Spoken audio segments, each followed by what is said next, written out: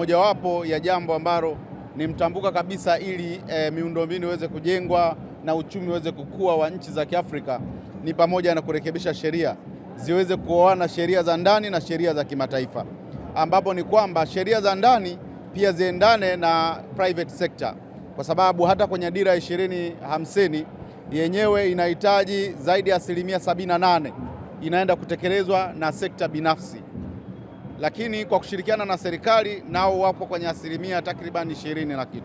Kwa hiyo kwa namna moja au nyingine ni kwamba wizara hii ya Katiba na Sheria imejipanga kurekebisha zaidi ya sheria 1000 ili ziweze kuleta mabadiliko makubwa ya kiuchumi ndani ya nchi yetu ya Tanzania. Ikiwemo tumeanza na kurekebisha kwanza, pia jambo mojawapo ni kutafsiri sheria kwa lugha ya Kiswahili ambazo zinaanza kutumika mahakamani.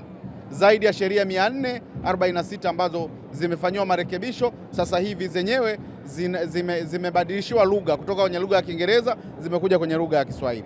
Hiyo ni mojawapo ya mkakati kwamba yako mashirika mbalimbali ambayo yataingia migogoro ya kimaslahi na namna nyingine. Kwa hiyo wakienda mahakamani, Watanzania wataweza kwenda vizuri kuzungumza na kuweza kutatua changamoto au kuweza kushiriki kwa namna moja au nyingine wakati wa mashauriano wa masuala ya kesi.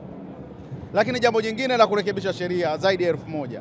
Unajua sasa hivi kwenye uchumi wetu tunategemea pia private sector, ambapo ni kwamba sekta binafsi na sekta ya umma ni tunakwenda kufanya kazi pamoja ili tuweze kuleta uchumi mkubwa katika nchi yetu ya Tanzania, ikiwemo ujenzi wa miundombinu. Kwa hivyo sasa hivi tunakwenda kushirikiana, iwe airport, iwe ujenzi wa SGR, iwe ujenzi wa miundombinu mbalimbali ya miradi ya umeme, na ndio maana kuna wawekezaji wengi wamekuja nchini ambao sasa hivi wanakwenda kuzalisha umeme wa makaa ya mawe wa kutumia Liganga kule Mchuchuma, lakini makaa ya mawe pia ambayo yanapatikana kule mkoani Ruvuma, kwao wanakwenda kuzalisha kupitia kushirikiana na serikali.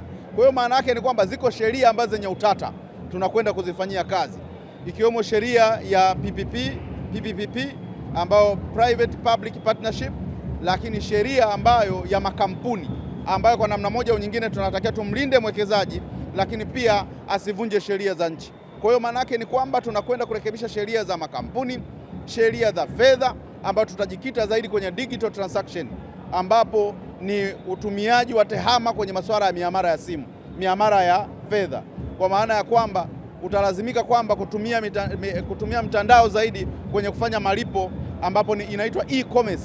Wenzetu wa China na wenzetu wa Dubai wamefanikiwa kwa kiwango kikubwa kwenye kukusanya mapato kwa kutumia digital transaction.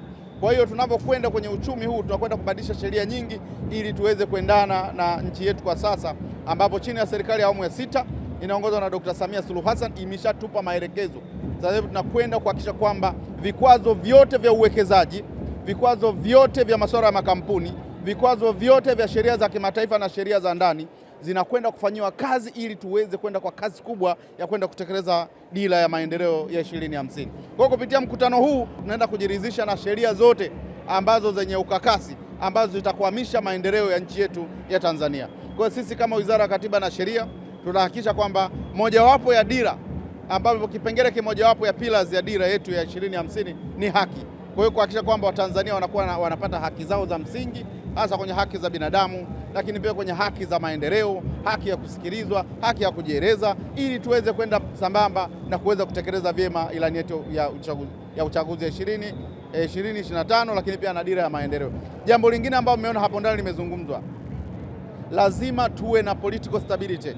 Kama political, yani kwa maana ya kwamba utulivu wa kisiasa, kuwa na amani, kuwa na mshikamano, kuwa na utulivu, ndipo tutaweza kutekeleza majukumu haya vizuri.